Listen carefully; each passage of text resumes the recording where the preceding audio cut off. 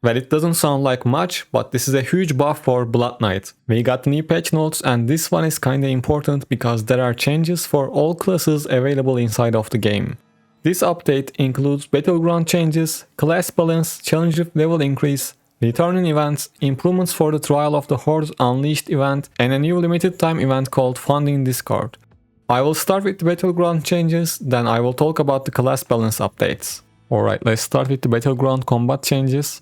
Players now receive 30% less damage on top of existing damage reduction effects in both Battleground and the Rite of Exile. Well, I was asking for this change for a long time now. I'm glad to see this happening finally. And based on community feedback, we are changing the values when suffering a defeat at a lower rank when playing in Battlegrounds. Players will lose 0 score at the rank of Bronze after a loss and significantly less score across all higher ranks. A lot of people were asking for this. It's a good thing that they are listening to us. Changes to resonance levels during matchmaking. When matchmaking against other players in PvP modes, players will now have to retain the same equipment once the match has been found and the confirmation screen appears. This fixes an exploit where players were able to change their resonance levels after successful matchmaking to match with players of a much lower resonance. Well, we were doing this, that was such a noob move, and now we are not gonna be able to do it. And we have invisibility updates. We are tweaking the conditions for invisibility across Sanctuary. For those assassins hungry for the earnings from their next mark, if you are invisible when you deal damage directly to another player, it will now break your invisibility. This change affects any direct damage done, as well as any passive damage from auras or effects that trigger off attacks from the player. Player invisibility will not be affected by any damage over time or lingering ground damage that existed before the player became invisible. Okay, so now wizards are not gonna be able to stay invisible after they use Arcane Torrent, which is a good update. Next, Challenge Rift level increased. We are adding 10 new levels to Challenge Rifts, increasing the maximum level to 410 from 400. Alright, a lot of people already reached 400, so it's a good thing they added this early. Okay, this is the last one before we talk about class balance. Changes to rank 1 class advantages. When Shadow clans reach rank 1, the bonus leaps and bounds, which provides 10% increased marks earned by your Dark Clan members, will now always be available. Okay, this is a really good update, so there is no chance that missing that important buff after you reach rank 1. Perfect. Now we reach to the real deal. Class balance. Let's start with wizard skills. First, Meteor, Reduce increased to 2.5 from 2, Projectile movement speed increased. Next, Arcane Weed cooldown reduced to 6 seconds from 9 seconds, plus charges increased by 1. Frostfield cooldown reduced to 16 seconds from 20 seconds, Effect delay reduced to 1 seconds from 1.2, Casting range increased. I'm not gonna read all the items, but I will leave the link for this patch notes in the comments so you can go check it out. But this one looks important, Reef Carver.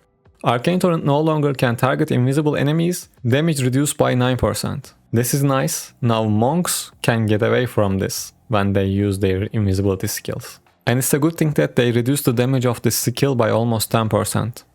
Next we have Barbarian skills, Hammer of Ancients charges increased by 1, projectile movement speed increased. And next we have leap animation speed increased, and now you can leap over walls with improved collision detection. I am not really familiar about Barbarian items, so I'm not gonna read any of these, but like I said, you can check the patch notes by yourself. And next we have Monk skills. Wave Strike maximum damage increased by 14%, cooldown reduced to 6 seconds from 9 seconds, which is perfect.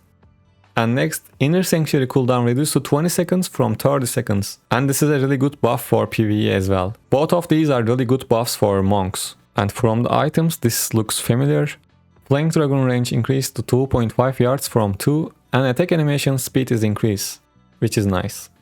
And next we have Demon Hunter skills. Knife Trap now can be thrown at targeted location. And now with Daring Swing, now you can leap over walls just like Barbarians. And once again, I'm not gonna read Demon Hunter items, you can check these out by yourself. And next we have Crusader skills. Sweep attack damage increased by 8%, cooldown reduced to 6 seconds from 9 seconds. And next, Sacred Chain cooldown reduced to 10 seconds from 12, projectile movement speed increased. Sacred Chain is a good CC skill for Crusaders, and increased projectile movement speed is really good, plus 2 second cooldown reduction is a good addition as well. And these legendary items mostly about that cooldown reduction, so I will skip these. And it's time for Necromancer skills. Bone Spike's charge time reduced to 0.5 seconds from 1, stun duration increased to 3 seconds from 2.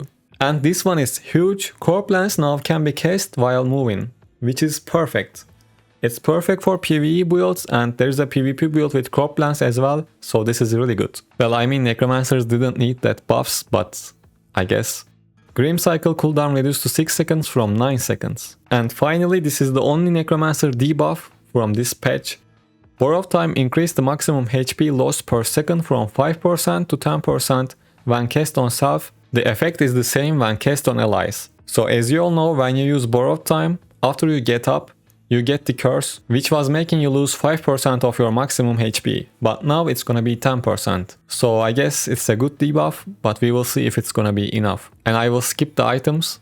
And finally we have Blood Knight skills. Ravage first strike damage increased by 10%, second strike damage increased by 15%, third strike damage increased by 25%. Next, Annihilation first and second strike damage increased by 11%, third and fourth strike damage increased by 38%. Shroud of Night effect duration increased from 12 seconds to 8 seconds. Abomination primary attack speed increased by 20%, primary attack damage increased by 9%, cooldown reduced to 15 seconds from 20 seconds, lifesteal is increased by 10%. Well, they are trying to make Abomination better. I guess I'm gonna switch to Blood Knight and try all of these new changes. Next, Abomination Blood Rush damage increased by 25%. Abomination Shattering Fist first and second attack damage increased by 44%, third attack damage increased by 64%. Yeah, they are really trying to make Abomination useful. Mepitic Cloud cooldown reduced to 15 seconds from 20 seconds. Shadow's Edge's ultimate damage reduced by 6%. Damage reduction for being hit by multiple projectile is increased from 90% to 80%.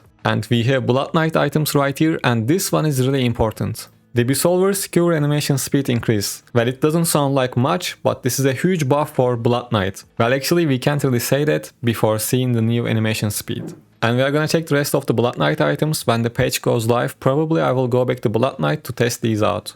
And I think I don't really need to talk about the event updates. You guys can check those out by yourselves. If anything crazy happens, I will make a new video. And please let me know if you are happy with this update or not. Alright, that's all for this one. Take care.